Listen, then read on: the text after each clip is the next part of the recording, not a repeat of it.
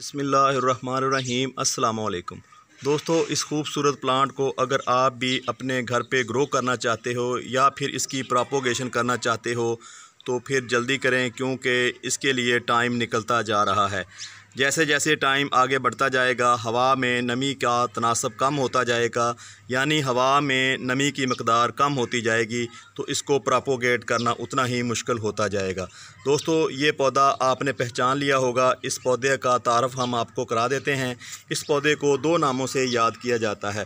पहला नाम दोस्तों इसका एलिफेंट फुट है, क्योंकि इसके ये जो पाँव है या इसकी बुनियाद है तो इसकी साख्त बिल्कुल हाथी के पाँव की तरह ही है।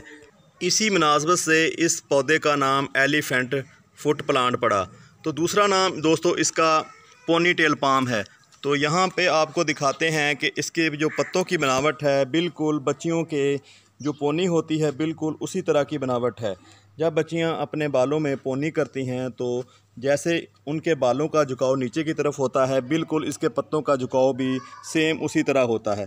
दोस्तों, देखने में ये बहुत ही खूबसूरत प्लांट है। कुछ पौधे हम सिर्फ़ और सिर्फ खूबसूरती के लिए अपने गार्डन में अपने घर में ग्रो करते हैं, हालांकि इनके ऊपर ना तो कोई फ्रूट आता है और ना ही दोस्तों इनसे कोई हमें फ़ायदा होता है और ना ही इनकी हमें लकड़ी से कोई फ़ायदा होता है, क्योंकि ये देखने में बिल्कुल नारियल के पौधे की तरह है। कुछ लोगों का शौक़ होता है कि वो अपने घर पे नारियल को ग्रो करें। जिस तरह मेरा शौक़ है कि मैं चाहता हूं कि मेरे घर पे नारियल का पौधा हो, लेकिन मौसम की सख्ती की वजह से हम अपने घर पे नारियल को ग्रो नहीं कर सकते, क्योंकि यहाँ का क्लाइमेट इस तरह का नहीं है। ना ही यहाँ पे दोस्तों नारियल ग्रो होने वाला है, क्योंकि यहाँ का टेम्परेचर 50 से ऊपर चला जाता है, जिसकी वजह से नारियल का ग्रो होना नामुमकिन बात है। तो जैसा कि मैं दोस्तों आपको कह रहा था, इसको आप प्रोपोगेट करना चाहते हैं तो आप बहुत ही इजीली इसको ग्रो कर सकते हैं। अगर आपके पास इस तरह की ब्रांचें हैं तो आप इन ब्रांचों को यहाँ से कट करके लगा सकते हैं। वैसे इसको कट करने की ज़रूरत नहीं है, क्योंकि ये पौधा लगातार अपने यहाँ नीचे से बेबी प्लांट निकालता रहता है। यहाँ पे आप देख रहे होंगे, यहाँ से इस पौधे को तोड़ें और या इस पौधे को तोड़ें तो इनकी किसी गमले में इस पौधे को लगा दें तो इंशाल्लाह ये चंद दिनों के अंदर अंदर ही अपनी जड़ें निकाल लेता है।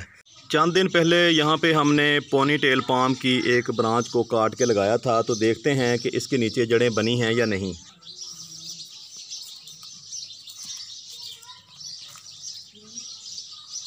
ये देखें जी, जैसा कि मैंने आपको कहा कि इसको प्रोपोगेट करना बहुत ही आसान होता है। यहाँ पे देखें इसकी जड़ें जो है ना वो डेवलप हो चुकी हैं। बहुत इजीली ग्रो होने वाला हार्डी प्लांट है, बहुत सख्त जान ये पौधा है। आप भी अगर इस पौधे को ग्रो करना चाहते हैं तो बहुत आसानी से आप ग्रो कर सकते हैं। दोस्तों, किसी किस्म की कोई मेहनत नहीं मांगता, ना इसकी ज़्यादा देखभाल करनी पड़ती है। तो अगर आप एक दफ़ा लगा देते हो तो ये ख़ुद ब खुद दोस्तों अपने जो ग्रोथ है वो जारी रखता है। तो आप यहाँ पे देखें इसकी कितनी ब्रांचें निकल चुकी हैं। तो यहाँ पे दोस्तों एक बात आपको बताता जाऊँ कि ये पौधा जो है लगातार जो है ना पत्ते भी अपने निकाल होता है, जैसे दूसरे पौधे अपनी ग्रोथ जारी रखते हैं। तो यहाँ पे मैंने इन पत्तों को रिमूव कर दिया है, क्योंकि मुझे इस तरह इसको रिमूव करना ये बिल्कुल आपको नारियल के पौधों की तरह नज़र आना शुरू हो जाता है जब हम पत्तों को तोड़ते हैं। अगर हम इन्हें पत्ते उन्हीं के ऊपर रहने देते हैं तो इसकी बनावट कुछ और तरह की हो जाती है। इसलिए दोस्तों, अगर आप जिस तरह भी इस पौधे को ग्रो करना चाहें तो कर सकते हैं। तो यहाँ पे आप देख रहे हैं, मैं थोड़ा सा पीछे करके आपको दिखाता हूँ। तो इसकी बनावट आपको माशाल्लाह कितनी खूबसूरत नज़र आ रही होगी।